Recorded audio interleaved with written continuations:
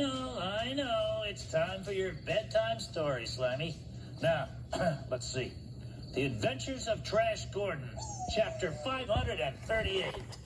The last time we saw our hero, Trash Gordon, he was on the planet Honk, where he was surrounded by a horde of honking honkers. They were horning in on our hero, but Trash knew exactly how to handle honking honkers. In the blink of an eye, he whipped out a dinger and his rubber ducky. And they all had a honker ducky dinger jamboree.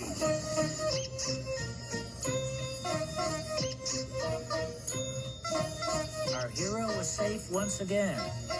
As Trash slapped his thigh heroically to the beat, he said, Sesame Street is brought to you today by the letter X and by the number 2.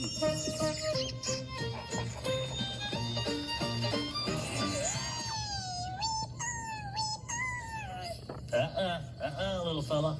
That's enough excitement for one day. Now off to sleep.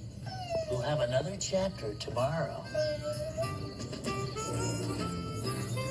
Rotten dreams.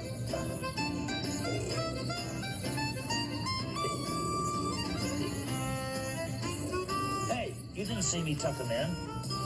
Now, scram, huh?